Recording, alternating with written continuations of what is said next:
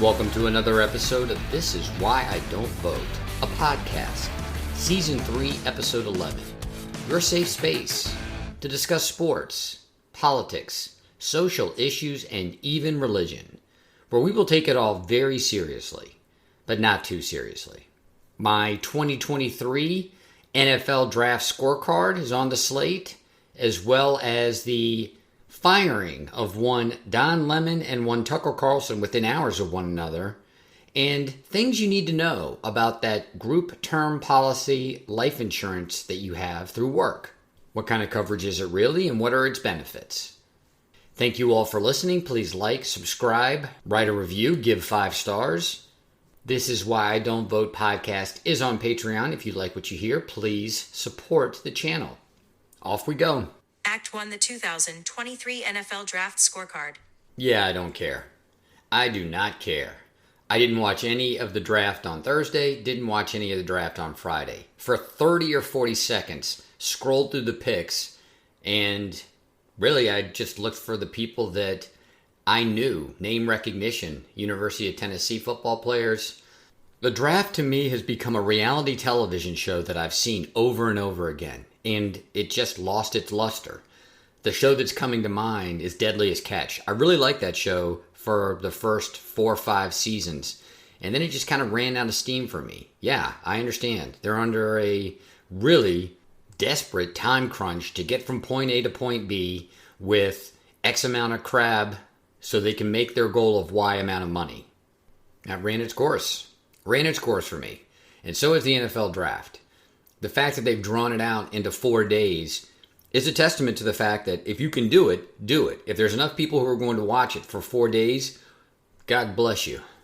As curmudgeonly as I speak of the internet, of the social medias, it's just so convenient to be able to scroll through in less than 60 seconds every single draft pick, be able to click on a link and see detail about that pick and somebody's opinion as to whether or not it was a good pick, and just be done with it. Act 2, Tucker Carlson and Don Lemon get fired within hours of one another. Coincidence? I've debated how long I can go on about the Tucker Carlson and the Don Lemon firings within hours of one another and how that's going to change the media landscape. I really just don't want to edit it. I think I would probably give myself at least 3 or 4 hours of extra work if I went on the kind of tirade that my ego wants to go on in talking about these two situations. I do want to speak to 2 different elements of each person and how, although you would look and think by way of appearance and by way of politics and by way of demeanor and by way of audience, there's so much difference between these two. As I look at the situation, I try to look from below and not above, try to look in some sense from a place of compassion, from understanding, instead of in judgment. They're very alike, very similar people, and they each have very similar issues. So let's start with Tucker Carlson and his ego and what he has built since his debacle, his disastrous confrontation with Jon Stewart when he was one of the co-hosts on Crossfire. Now, if you're too young or you just flat don't remember it, you can always go to the YouTube, and there is the clip of Jon Stewart basically ending the career of Tucker Carlson as a co-host of Crossfire. And to be clear, not so much Tucker Carlson being let go from the show or being shamed out of one of the co-chairs of that television program. Jon Stewart just destroyed the very premise of what those Crossfire-style television shows were. These debate for the sake of debate-style television programs.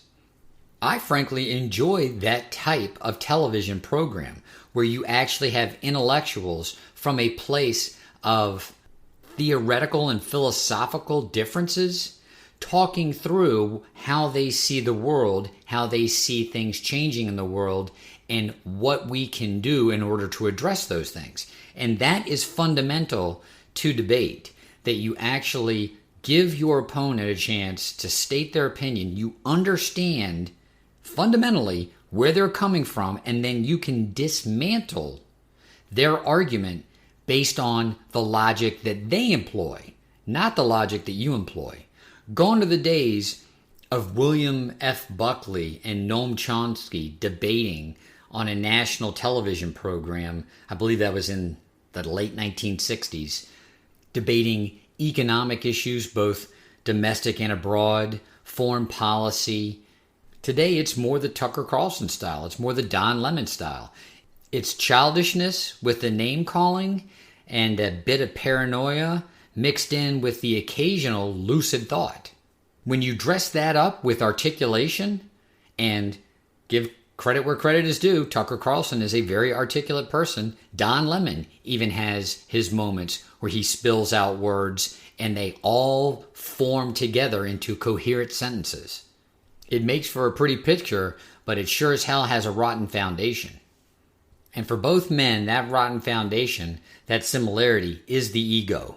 Both of them had reached a pinnacle, and because they had reached that pinnacle, doing what they were doing, which is, again, part name calling, part verbal ballet, and part, occasionally, lucid thought, that put them in the number one position at their respective networks. Now, each of them had different issues with their colleagues within those networks. Tucker Carlson being sued by a woman who claims that he threw around the C word routinely behind the scenes at his show, directed at her and other women, including other sexual innuendo, other sexual harassment. And I found out today, this is April 26th, the year of our Lord, 2023, that in that lawsuit, this woman alleges to have 90 recordings. That's a 9, and then it doesn't stop. It's not a single digit. It's 9 and then 0. So that's one more than 89. 90 recordings of Tucker Carlson being an obnoxious, sexist pig. Editor's note, I edit this podcast on Saturdays, Friday nights, and on Saturdays in anticipation of it being published. With regard to this allegation that Tucker Carlson is a sexist pig and this woman in a lawsuit that she has filed has 90 different recordings, I have subsequently learned Tucker Carlson records his show from a studio at his home, and that it is highly unlikely that the producer that has filed this lawsuit has ever met Tucker Carlson, but maybe once or twice in person. And it's highly unlikely that this woman who has filed this lawsuit has been exposed to Tucker Carlson in a capacity where she could have recorded him personally acting in such a manner, using such language. This is the reason why I keep telling myself, don't comment on these stories contemporaneous to their release, because there's always something else. There's always some other element that's going to come out. And if you try to even comment on them contemporaneously, you're going to fall on your face. Does this change the point about Tucker and his ego? No, it doesn't. It is more a lesson to me that, once again, don't comment, particularly in judgment, on any of these stories prior to letting them mature. End editor's note. How about Don Lemon? Good Lord, Don Lemon. I'm not going to go into all the details. I don't know what happened to him at CNN. I know at one point he had basically their number one show. They were in some sort of competition with Fox, which of course Fox stomped them. But I guess it's safe to say that Don Lemon was in the marquee or the primetime show in competition with the Tucker Carlson program. And it was an absolute and utter failure. And he did so poorly and had treated people so poorly, he was relegated to doing a morning show with two co-hosts that both happened to be female. And just from one or two of the clips that I've seen of those three together, these women despised him, stared daggers at him on air, no less, not behind the scenes, not backbiting to some reporter in some variety-style tabloid magazine, staring daggers at him on the television program, and then it comes out after he gets fired, he's basically a complete and total misogynist to these women. To any woman. Tucker Carlson has sent numerous emails and texts, some of which have become public, and I've spoken about them, basically saying that January 6th was an absolute and total disaster for the network, for Fox News, that the claims of fraud and this massive conspiracy to alter mail-in ballots was total bullshit, that stirred a bunch of people who were susceptible to as much into storming the Capitol, and then he spun that off into his own conspiracy theory about the FBI being a prime mover, potentially, in the quote-unquote January 6th insurrection. Again, it takes a hell of a big ego to go out onto the air and state something, and then behind closed doors on a phone that was given to you by your employer in an email server where you know your employer is going to read every one of the emails that you send, to say, hey, all of the higher ups at this corporation are dullards, and this is all bullshit that we're spewing about the election. And I understand that we have to do it in order to keep the dullards that watch this network glued to the television, but it's bad for us. It's bad for the country, and I can't wait until we get a chance to move on from Donald Trump.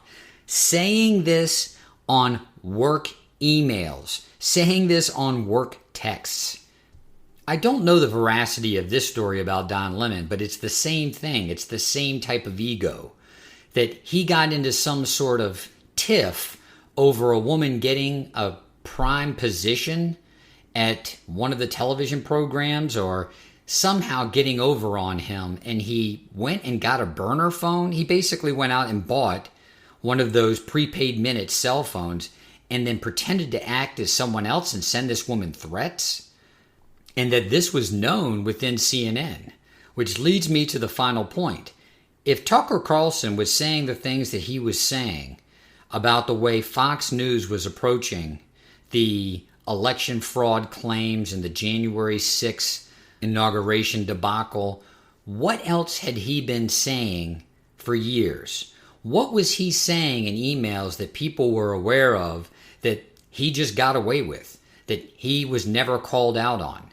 What did Don Lemon do and say behind closed doors that we don't know about, that was well known within CNN, that was kept secret because he was Don Lemon? Part of being an egotistical, bombastic asshole is being allowed to be an egotistical, bombastic asshole. There have to be enablers around you, because most people aren't going to put up with that. How many times are we allowed to do the things that we do without any repercussion that turns us into these types of monsters? Let's not do a them.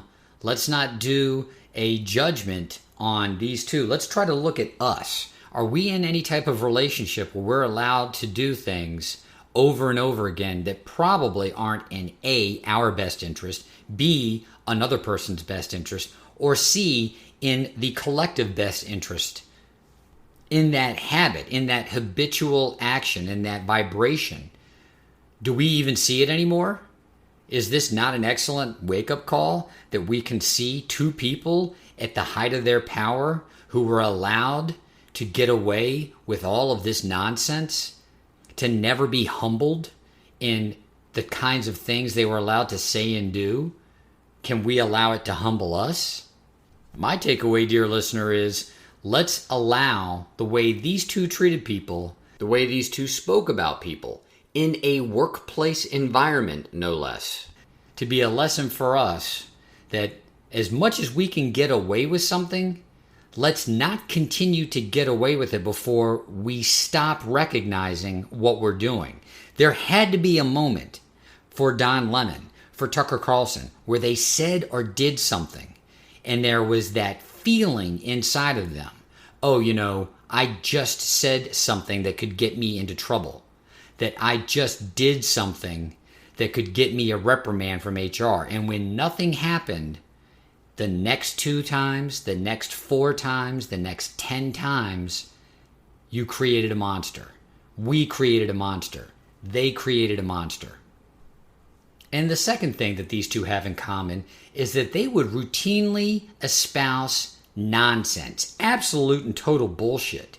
And it was hilarious to watch, but in another way, because of course these are very, very popular, not as popular as they once were. I've done many a segment on that, not going to have a tirade or a breakaway thought on it. Still very high profile, still very public positions at these 24-hour news media giants. They would espouse nonsense. Tucker Carlson and his conspiracy theory, I don't think there's any other way to put it, that the FBI was somehow involved in the January 6th, again, call it a riot, call it an insurrection, call it whatever you want. As much as any of the evidence shows that there was a presence in all of these different groups, an FBI presence, if you look at the details, most of the people who now know that their colleagues were FBI informants in, let's say, the Proud Boys, what those informants, what those agents were demanding was somehow a conflict between the Black Lives Matter people and their group. The FBI apparently wasn't as focused on the Capitol on January 6th as they were seeing fisticuffs between Black Lives Matter protesters and these Proud Boys. They wanted to see this provocation. I can't get into the mind of one Tucker Carlson, but looking at the evidence, it's silly to think that the FBI was a prime mover in the January 6th, the Capitol riot, and not just incompetent boobs that were looking off to their left when they should have been looking to their right. I think that can be said of practically every one of the law enforcement agencies that was charged with protecting the Capitol on January 6th. Most of them were simply not looking at what they should have been looking at. That provides this sliver, I guess, of conspiratorial opportunity, and Carlson has been railing on that for a while. Evidently, that pissed off one Rupert Murdoch and other people within the organization. They were tired of that trope. And in that same vein, you have one Don Lemon, whose opinions over the course of at least the last 24 months have been so nonsensical that they almost look like it's a cartoon, that he's actually a cartoon of himself from 10 years ago. I'm not sure if it's the money that CNN was paying him, but when they had this turnover in their senior management, and I don't know the names of all the principals, this one is standing out. I think his name is Chris Licht. He's the guy who took over from the former regime and trying to restore credibility to the CNN newsroom after there was that acquisition of the parent organization. Don Lemon will forever be known to me as Ivermectin Man, calling it horse dewormer on national television over and over again like he had figured something out. And I didn't come up with it. I think I gave credit where credit was due the first few times I used it. I can't remember where I even heard it, but calling ivermectin horse dewormer is like saying you shouldn't drink water because water is just engine coolant. That it is true is less a comment on your acumen and more a comment on the fact that you're just a jackass, trying to clearly impeach something without the foundation to do so. Many people don't remember this. Don Lemon basically made his name, he got his chops, so to speak, in the news business by calling out black youth, saying, pull your pants up, back in the mid-aughts? That someone with that type of shtick made it all the way to the top of one of the 3 24-hour news organizations is a commentary on what it takes to make it in the 24-hour news business in the 21st century, which is why it's a dying model, which is why it's going the way of the dodo. I'll admit something that I've never admitted on the podcast before. I've occasionally imagined that I got a call. Someone was listening to podcast A or podcast B. They come across my podcast. I get a call to do some sort of interview or some sort of podcast on an ancillary or a tangential news product, and then some big producer from one of the big three 24-hour news organizations hears it and says, oh, let's put this guy on at 1 o'clock in the morning. What would I do? How would I respond to that? It'd be very hard to say no, right? If you're getting that type of opportunity, not even for the money, but just for the exposure, how do you say no? But being a rational, a reflective, a thoughtful human being, and being involved in those 24-hour news networks, you have people who come out of those experiences, they're like recovering alcoholics or recovering drug addicts. What it is when you are behind the scenes, when you see the sausage being made, you realize the extent to which it is all a cartoon.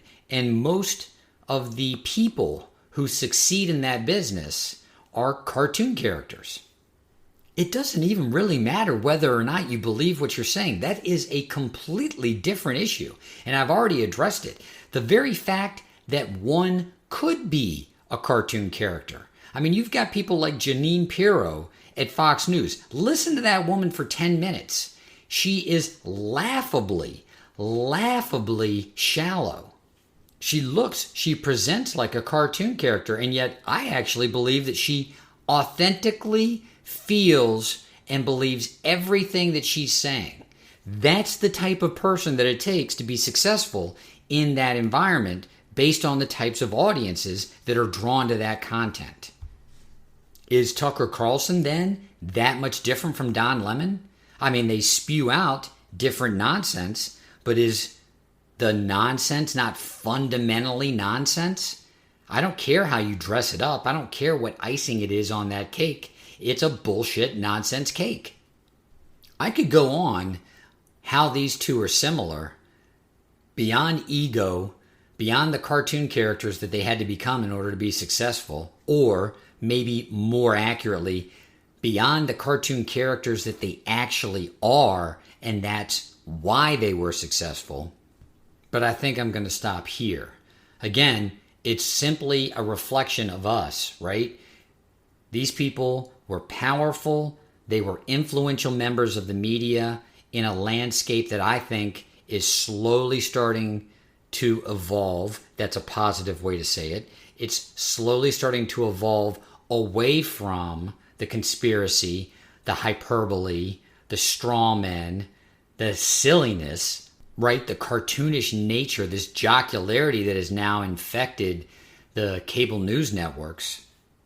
And to the extent there's still an audience for it, I think you're going to find fewer and fewer outlets that are going to tolerate the types of personalities that are going to project that type of bullshit onto the American public. 2015 and 2016, they weren't that long ago, and yet they were, dear listener. I mean, we're talking about 7-8 years ago. Look how much the media landscape has changed in the course of that 7 or 8 years. Where will we be in another 7 and 8 years? Are we going to even have the same type of media landscape that we see right now? Will Twitter still be around? Will the big three media networks, these 24-hour cable news networks, will they even be in existence? Those networks make most of their money off of the fees that they charge through cable. No one watches cable anymore, and to the extent that they do, how many people would really pay a monthly subscription fee for those 24-hour news networks if they were separated from the overall cable package? People will pay $99 a year for ESPN and ESPN Plus and the broadcasts, the programming that ESPN provides. Who's going to pay $100 a year for CNN, for MSNBC? I mean, you'll have a few that will pay for Fox News. That's how loyal their listeners, their viewers are. But you're not going to have enough to support it being a billion-dollar industry anymore. And so it is, dear listener. So is the evolution of our media landscape, how we consume media, and so it is a reflection of us. So I'm not going to come out and say good riddance and blah, blah, blah. I think we're evolving. I think we're getting smarter. I think we have we have more sophisticated tastes when it comes to our news consumption. I think the tastemakers within the news organizations themselves want to move on and evolve from the Tucker Carlsons of the world and the Don Lemons of the world. For my part, I need to keep my ego in check, and thankfully the universe does a really good job of that. Not allowing myself to get into situations where I can do something that I know feels bad in moment A or moment B, but because there's no repercussion, particularly no immediate repercussion, I'm allowed to continue to do it until it becomes a terrible habit, if not a character flaw. Moreover, I look at this as an opportunity to see the things that I say, particularly on this podcast, in a different light. How stupid are the words that I utter? Do I need to reflect on them even more than I do now? I have the opportunity to edit everything that I say in this podcast, and I do. But am I being true to myself? Am I being true to the kind of message that I want to convey? Am I trying to be a cartoon character in order to possibly get that 1 a.m. show, that call from the producer, and this actually becomes more of a monetary driven endeavor than it does a passion project? What am I saying on a daily basis for attention or for popularity's sake or to just fit in versus what I believe is true and what I believe is right? And if you're still here, dear listener, we're 25 minutes in, and I said I'm not going to go on at length about this situation, about Tucker Carlson or Don Lemon, because it would be a nightmare to edit as much. Oops. Act 3 things you need to know about life insurance coverage through work. Oh, I don't need life insurance. I've got life insurance through work. Through work. Okay. Let's talk about the group coverage that you get through work. Group term life insurance. Your employer offers you life insurance and generally pays for the premium, or you contribute some, they contribute some to that premium. That you have this coverage is fantastic, but this is very perilous and it is not very well understood by people. Let's discuss this much. First and foremost, you have that coverage while you are employed. If you were no longer employed by that company, you lose the coverage. And let's think about when people actually lose their jobs and or leave their jobs. It's not in the first couple of years. And I'm not trying to say that there's ageism, that there's age discrimination in, these Fortune 500 companies, but you work there, don't you, dear listener? I've worked there. You see the kinds of people that end up getting downsized when things are tight. It's generally older people. It's generally more executive level people because they are older. They do make more money. You can replace them with younger, less experienced people because they're cheaper. So you were relying on that term insurance that you had, that group term life insurance that you had while you were working. Now you're older. You lose that coverage. You go out to buy coverage in an open market. Yes, you might be able to buy some term insurance to replace it. It's expensive, much more expensive than you thought it was, and it's still only a term policy. Very quickly, people don't realize this. I believe it's only like 1.9% or 1.8% of all term policies end up paying out. It's less than 2% of term policies actually pay a death benefit. That means most of the time, dear listener, you're paying into that policy, your employer's paying into the policy, or you've got your own policy. You're just paying money that's going to be flushed down the toilet. You're never going to see any return on that. It's not even like leasing a car. I was going to make the analogy it's like leasing a car. When you lease a car, you at least get to enjoy the car. Yes, you turn it back in, you've got nothing to show for it, but you did have the car. You drove it around for whatever the duration of the lease was. Term life insurance, you're not even get to drive anything around. You're just paying money. In the event that you die, it'll pay out. Most people don't die. Most people just watch that term expire, and then they're older, they have a higher health risk, they often have health complications, and now their life insurance is extremely expensive. So when you've got coverage through work, that's great. That can be your ancillary coverage. It should not be your primary coverage because your job there isn't guaranteed. Therefore, your insurance isn't guaranteed. And you need to have, particularly if you've got children, if you are married, hell, even if all you have is liabilities, you've got a mortgage, you've got a car payment, you should at least have something set aside, such as a life insurance policy, to pay for that stuff in the event that you die in an untimely accident, you get enveloped by Sharknado, you get attacked by Cocaine Bear, whatever it may be. Don't have your coverage contingent on your job because your job isn't guaranteed. The second thing that a lot of people don't realize about term is that when you have a group term life policy, you have a policy that pays out a death benefit that's only tax-free up to $50,000. If your employer pays any of the premium for that policy and your coverage exceeds $50,000, that is taxable income to your beneficiary. And a lot of people don't realize this. We're all, as Americans, grossly underinsured. You hear people all the time, I've got $250,000 in coverage. I've got $500,000 in coverage. Well, how much money do you make?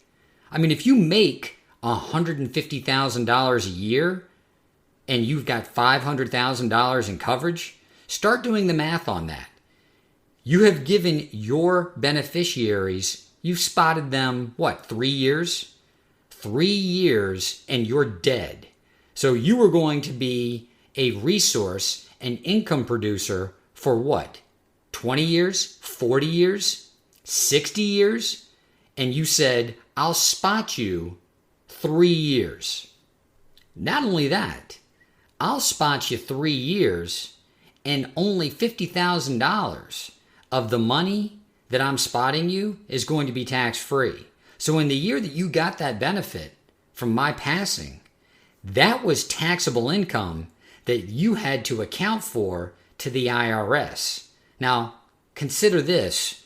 Most people, when they get those types of lump sums, unfortunately, it's like lottery money. They don't realize this is supposed to last for the rest of my life, for the rest of my children's lives, because someone who was an income earner is no longer here to earn any income. So that money may be spent within 12 months, and that money then needs to be accounted for to the IRS. You've got people who have spent all that money and don't realize until it's too late that money was supposed to last me for the next 10, 15, 20 years, and don't realize until it's too late, oh, that money's spent and now I have to pay tax on it. Can you imagine losing a loved one, then getting the life insurance payout, and then spending it all, and then realizing only too late that you are now in a much higher tax bracket, that you're going to have to pay tax on that money in excess of $50,000 as income, and now you're in debt to the IRS. So even a term policy outside of a group term life insurance would be a good idea in order to have a death benefit that's going to be conveyed to the beneficiary tax-free. I am not personally a huge fan of term life insurance. I do believe that there are permanent life policies that are much better alternatives, but for the sake of just protecting your family and understanding how life insurance works, how much coverage you need to cover a loved one, your loved ones, in the event that you were no longer there and that your income was no longer available to them, and then understanding the tax implications, particularly of a group term life insurance policy. This is all necessary in order to make sure that you have your bases covered. Rule of thumb in insurance, and there's a number of ways you can do this, but the easy rule of thumb is look at your annual income, add a zero to that. That's how much insurance you should be carrying. Is that where you're at, dear listener? This is Why I Don't Vote, a podcast.